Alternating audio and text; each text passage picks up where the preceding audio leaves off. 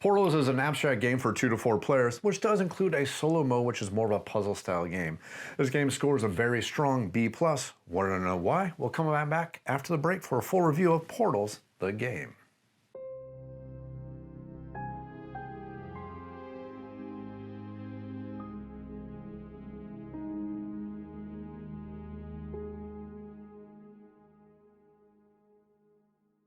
Hey everybody, welcome out to the show, Board Game Reviews. This is a YouTube channel dedicated to our wonderful tabletop gaming hobby, and this video is part of a video series looking at the game of Portals.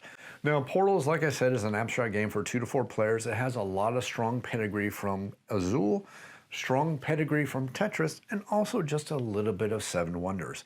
All this goes together to form a game that creates this really interesting abstract gameplay. The game is designed and published by D Games, and it is a great abstract game. But what makes this a great abstract game, and how do all these mechanics go together? Well, that's what we're going to talk about here. In this video, this is going to be a full review of the game of Portals itself. If you just want to see an overview, see some sample gameplay, or actually just learn how to play the game itself, check out the other videos in the series. They'll all be linked in the cards above. Portals is an abstract game that takes a lot of good mechanics that we've seen before and puts them together to create a game that is a little bit more evolved.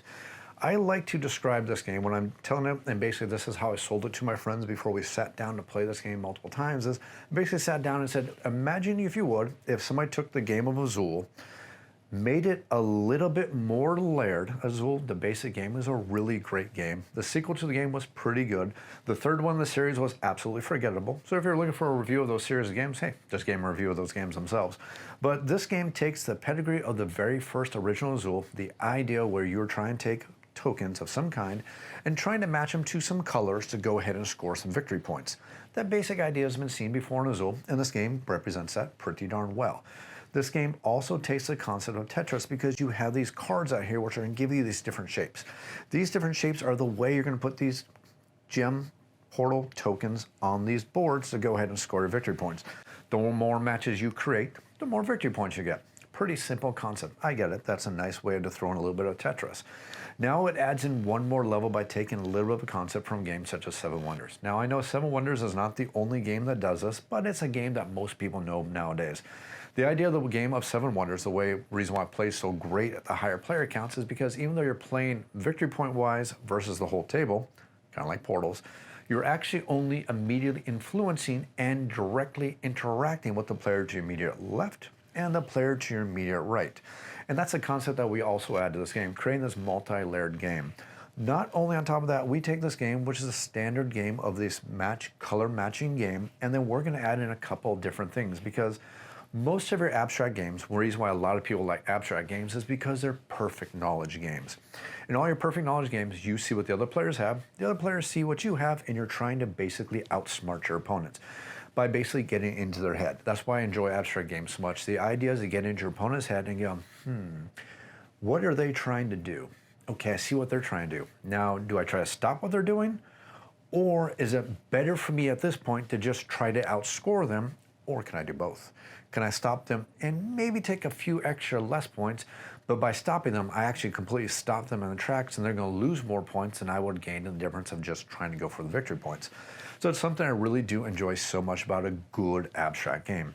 This game offers that, but it also gives you a couple new things that are very, very cool and allows you to have a multi-layered abstract game. So the first thing we're going to talk about here is the point of the fact that you actually have some secret victory points.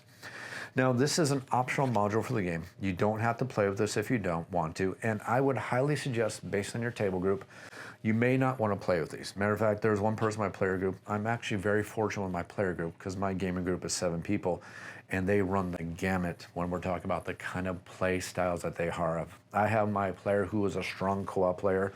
I have a friend of mine who is just like me and is a very, very aggressive player. He's actually one I can play those aggressive war games with because I know when it comes to the table, we're out for blood, but it doesn't matter what happens in the game. Afterwards, we're still great friends.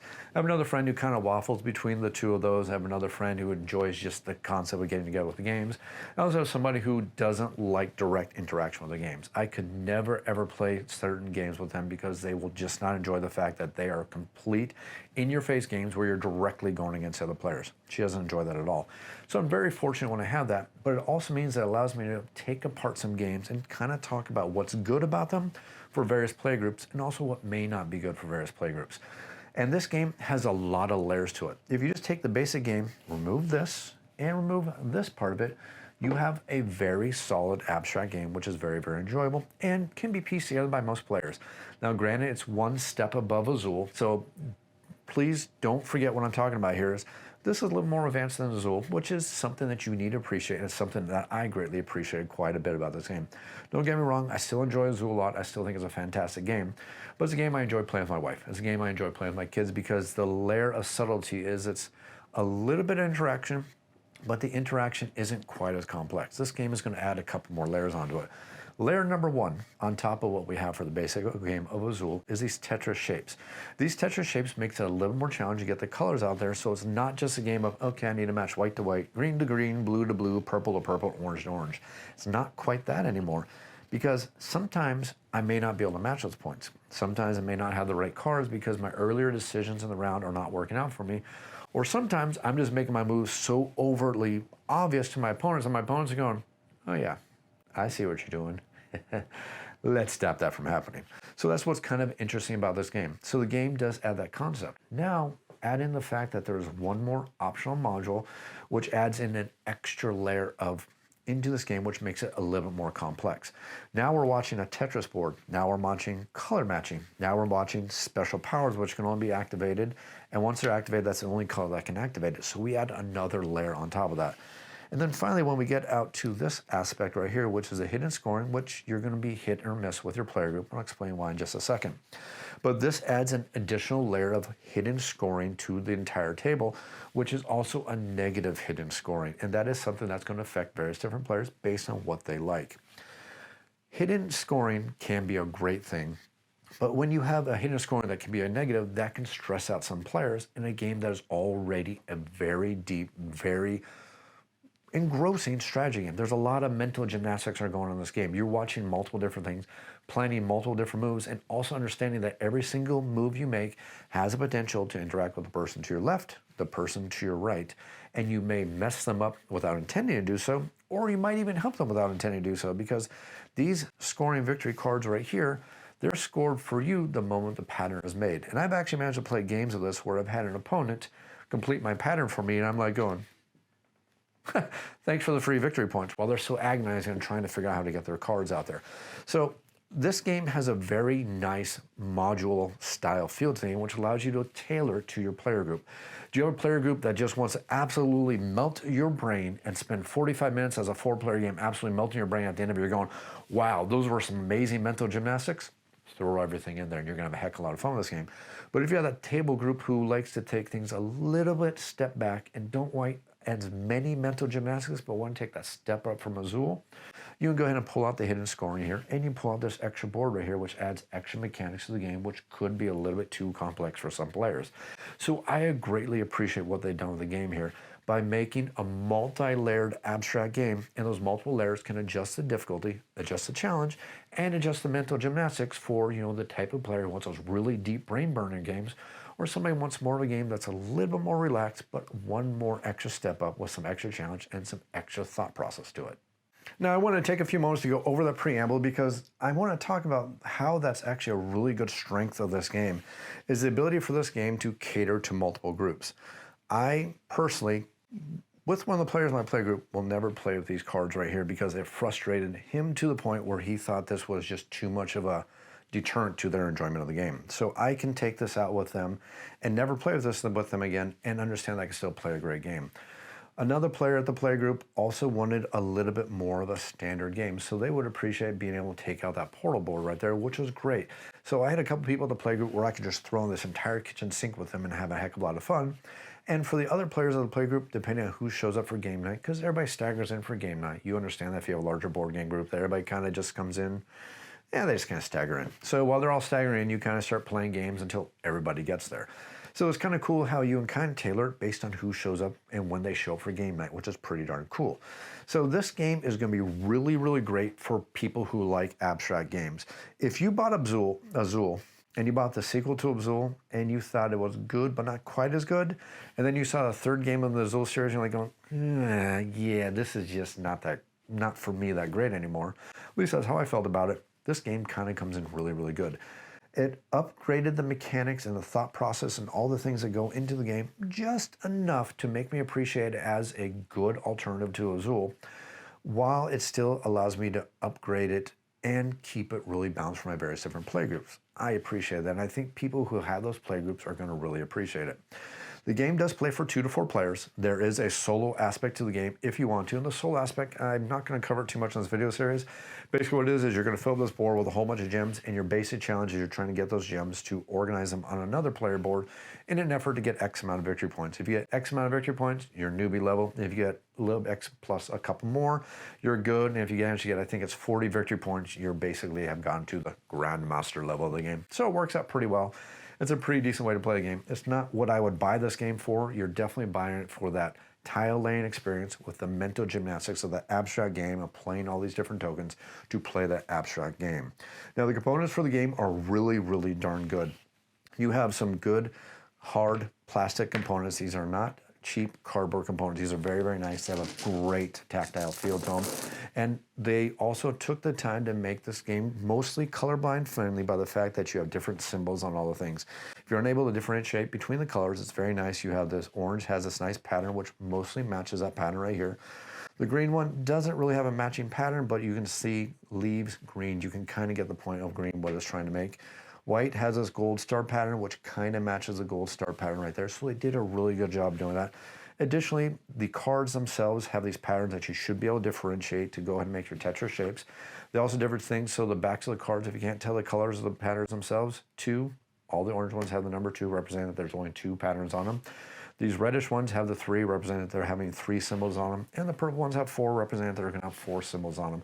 So they did a really good job of that. Additionally, you have these double-sided player boards. You have the standard side, which you will notice in the corner there's no purple little gem, and the more advanced size, which has the purple gem on the back, which adds to the replay, but also these back sides of the boards are going to add a little bit more challenge to the game.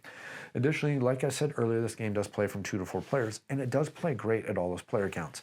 Personally, my sweet spot for this game is going to be a 3-player count because I appreciate how you're playing immediately to the left and to the right, and those players can interact with you because you're sharing boards and their actions are going to go back and forth. And I loved how that created this interesting dynamic of you're trying to get in the mind of 2 players because you're effectively playing against 2 players who are also playing against 2 players who are also playing against 2 players, which create this really cool dynamic.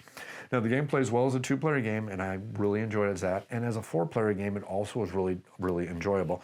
As a 4-player game, it has that same thing that 7 Wonders does too, that you may or may not like, and that's going to be based on how you like your games. In 7 Wonders, once you got to 4 or more players, you realize that you're just racing to have the most victory points against the entire table, but you have limited interaction versus the other players. Now, I'm not getting into 7 Wonders tactics of denial, blah, blah, blah, blah, blah. If you played 7 Wonders, you know there are actual ways to play against other players. I'm just kind of overgeneralizing here. But this game has that same feel. When I'm playing this game, the person in a 4-player game who's sitting directly across from me, I really can't interact with them and I can't influence them unless I kind of go, hey, Bob, I bet you they're going to grab the purple. Wink, wink. You know, that's about all I can do to kind of interact, which is more of a table talk, and some people may not like that. So to me, this game felt best at a 3-player where everybody was in the game, everybody had influences on each other, and all the balance in the gameplay and the strategies really, really worked out really darn well. Additionally, there are enough components in this game and the way these components are going to come out, thanks to all these cards and the way this is going to happen, to ensure that you're going to have a lot of variety when you play this game. You get the variety of how the gems come out, and I do appreciate how they balance the amount of gems based on the player count to make sure that nobody's going to get overly cheated based on the randomness of the game, because the way it's designed, almost every one of these gems are going to come out every single game, and that can help you influence your strategy. So you're not going to get cheated by if we throw in all 100 of these gems and play a 2-player game, and you get purple, purple, purple, purple, and you're like, oh my goodness gracious, if I just get a green, maybe I can do something. So I do appreciate how they took the time to design that in the mechanics. I appreciate how we have all the variety of how all these cards are going to come out, increasing the variety and the strategies and the tactics, and the fact that these boards are double-sided, and it does make a difference. The patterns that go on these boards are a little bit more abstracted against the patterns on the cards themselves, forcing you to make some much stronger decisions. And again, like I said earlier, there's a solo mode if you want to play it. Again, not the reason why I buy this game. It works, but it's definitely more of a math puzzle versus an actual gameplay. It works, it's enjoyable for what it is, but definitely not my style of gameplay. So I appreciate how they did everything in this game. You did everything right when it comes to abstract games. You have open knowledge among all the players, unless you want to use the secret scoring cards, which you don't have to use, which I appreciate. You have a competitive game, which can be a mind game between both the players. There's just enough player interaction that you can try to play a denial game, but also enough interaction that you don't have to play a denial game if you don't want to, based on the strategy and the tactics of how you play the game. Overall, I think Portals is a really good abstract game. I don't have a lot of negatives to say about it because all the negatives I can say are based on your player group. I really think that this is a game that when you sit down, just start with the basic game. Don't have the Portal magic board over here. Don't have these secret cards over here. And just play a game that players are going to feel is a one step up from Azul. If you want a little bit more of a brain burning, bring out this board over here. You're going to enjoy the extra tactics and the strategy and how it changes things up quite a bit. Then if you want to go just one more step further, bring out these cards, but I'm going to caution you that these are the cards that are probably going to cause the most consternation among all the players. There's a psychology when it comes to board games, and I'm not going to talk about that psychology, but there's a psychology in board games about denial of victory points, and I forget what the term is right now off the top of my head, but basically it's a negative experience where people lose victory points. That can be frustrating to some players. And I think if you have the wrong players in a player group, they may raise their focus on the fact that I can't get this card played and all I'm going to do is lose victory points. And that can be frustrating for some players. So know your game group and know how your game group works because that is going to make one heck of a difference. Overall, I can highly recommend Portals. It is a great design with great components. The rulebook works great, and oh my gosh, thank you for having a player reference on the back of the board right here. That is so darn amazing. If only more game companies would give up player references, I would be such a happy board gamer. Granted, it's not a challenging game to learn. It's very simple, simple mechanics, simple rules and everything like that, but they took that extra step, which makes me super duper happy. Plus, there's a nice insert which fits all the components. You can pretty much play right out of this, pull everything out and set everything up. It works so darn nice. I enjoy this game. I can highly recommend it for anybody who wants to enjoy a really good abstract game. Do the multiple different levels, the multiple different components, and the strategies and the tactics of this fairly brain-burning abstract game. Hope you enjoyed this video. I hope you're enjoying this video series looking at the game of Portals. If you have any comments or questions, make sure you leave them down in the YouTube comments down below. I will do my best to get to them as quick as I can. You can also feel free to email me at off-the-shelf-board-game-reviews. That is otsbgr@gmail.com. I do my best to answer those questions as quick as I can. If you enjoy this video and you enjoy the video channel, think about supporting the channel on Patreon. Just $1 tip jar is a great way to say thanks. This channel is 100% sponsor free. That means I'm not beholden to sponsors who tell me what to say and what to think and try to sell you on products, but it also means that everything comes in my own pocketbook. You can help me cover those costs just by taking 2 seconds out of your time. Click that like button, click that subscribe button. It tells those YouTube analytics that this is a great channel that other people should be enjoying. Hope you enjoyed this video. I hope you're enjoying this video series. And as always, thanks for watching.